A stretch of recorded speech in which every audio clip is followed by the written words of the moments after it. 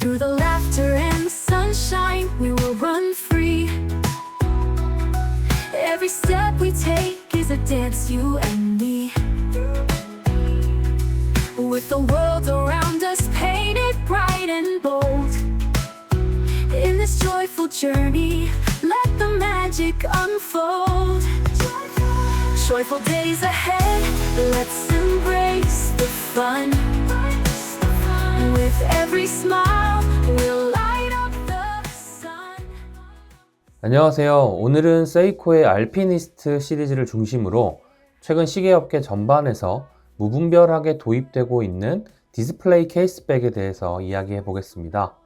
특히 이 변화가 시계 두께와 착용감에 어떤 영향을 주었는지, 그리고 소비자 입장에서 특히나 시계를 처음 접하는 분들에게 선택의 폭을 넓힐 수 있는 이야기를 해보도록 하겠습니다.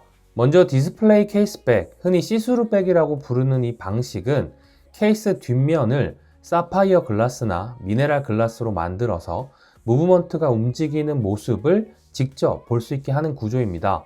장점부터 이야기해보죠. 첫째, 기계식 시계를 처음 접하는 사람들에게는 이게 굉장한 매력 포인트가 됩니다. 무브먼트가 움직이고 밸런스 휠이 왕복 운동을 하는 모습은 내가 진짜 기계식 시계를 차고 있구나 라는 감정을 주죠. 둘째, 브랜드 입장에서도 마케팅 포인트가 됩니다. 매장에서 시계를 보여줄 때 특히나 기계식 시계를 처음 접하는 분들이라면 시계의 뒷면까지 공개하면 순간적으로 멋지다는 반응을 쉽게 이끌어낼 수 있습니다. 하지만 이 시스루백이 무조건 좋은 것만은 아닙니다. 특히 원래의 케이스 설계보다 두꺼워질 가능성이 크죠. 디스플레이 케이스백은 솔리드 케이스백 대비 사파이어 글라스나 미네랄 글라스로 변경되면서 이를 고정하기 위한 베젤 구조가 필요합니다.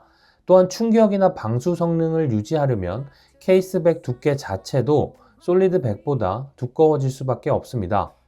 그 결과 평균적으로 1mm에서 많게는 2mm 이상 두꺼워지는 경우가 많습니다.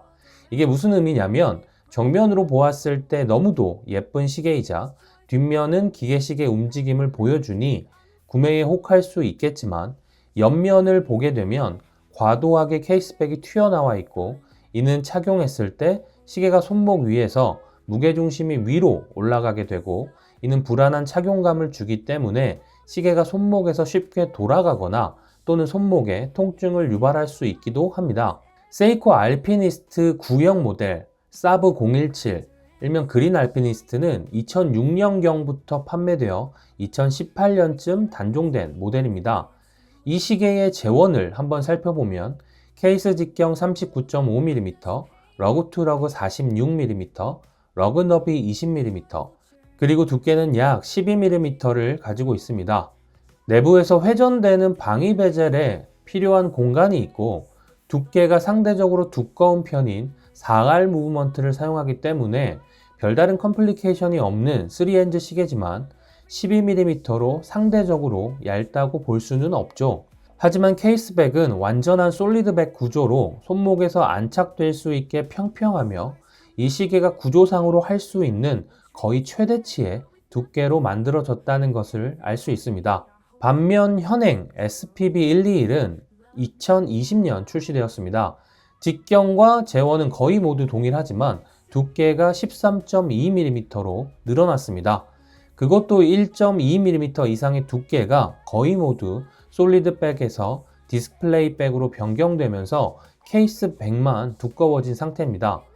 1mm의 차이라고 하면 작아 보이지만 손목 위에서 느껴지는 착용감의 차이는 상당합니다. 앞서 말했듯이 무게중심이 위에 있어 느슨하게 착용하면 손목에서 쉽게 돌아가며 딱 맞게 착용하면 스트랩은 여유가 있을 수 있으나 케이스백은 손목을 짓누르게 되죠. 2019년 사브 017이 단종되고 세이코는 호딩키와의 협업을 통해 SPB089라는 블루 다이얼 알피니스트를 선보였습니다. 흥미로운 점은 출시 시기가 SPB121과 비슷한데도 이 모델은 여전히 솔리드백을 사용했다는 것입니다. 그 결과 SPB라는 현행의 레퍼런스를 사용하지만 재원과 두께는 사브 017과 정확하게 동일합니다. 실제 착용감도 훨씬 안정적이죠. 이건 소비자들이 원하는 포인트를 정확히 짚은 사례라고 볼 수 있습니다. 무분별한 디스플레이 케이스백보다 솔리드 케이스백을 사용하는 구형 재원을 그대로 사용한 것이죠. 디스플레이백은 사실 20세기 후반 스위스 브랜드들이 기계식 시계를 재부흥시키던 시기에 기계의 아름다움을 강조하기 위해 도입되었습니다. 당시에는 무브먼트 마감이 상당히 아름답게 꾸며져 있는 시계를 중심으로 이 디스플레이백이 도입되었으며, 하지만 세이코처럼 대중적인 가격대에 있는 시계는 무브먼트 마감이 감상하기에 그리 좋지만은 않습니다. 그럼에도 불구하고 앞서 말했듯이 마케팅 목적으로 이 디스플레이백을 도입한 경우가 많아졌습니다. 문제는 두께 증가를 감안한 새로운 설계를 하지 않은 채 기존 케이스에 그냥 디스플레이백을 끼워 넣다 보니 착용감이 나빠지는 일이 빈번하게 발생하는 거라고 생각합니다. 디스플레이 케이스백을 적용하려면 우선 무브먼트와 케이스 설계를 전부 재검토해야 합니다. 무브먼트를 얇게 만들거나 케이스 구조를 다시 설계해서 시계 전체 두께를 억제해야 하죠. 스위스 시계 브랜드들은 이 부분에서 신경을 많이 씁니다. 예를 들어 울트라씬 무브먼트를 사용하거나 범용 무브먼트를 사용하더라도 에타 2891을 중심으로 사용해서 기본적으로 얇은 두께를 설계한 후 방수를 타협하고 글라스의 두께를 조절하죠. 하지만 이런 조정 없이 무작정 디스플레이백을 넣으면 착용감은 물론 전체 비율 자체가 무너지게 됩니다.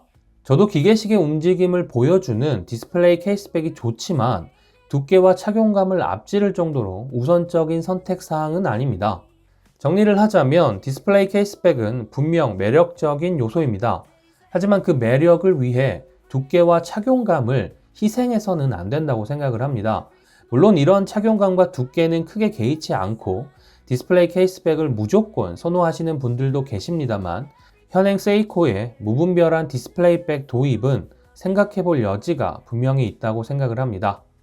네, 영상이 유익하셨다면 구독 한 번씩 클릭 부탁드리며 세이코 매니아로서 현행 제품에 투덜거려본 우주소년이었습니다.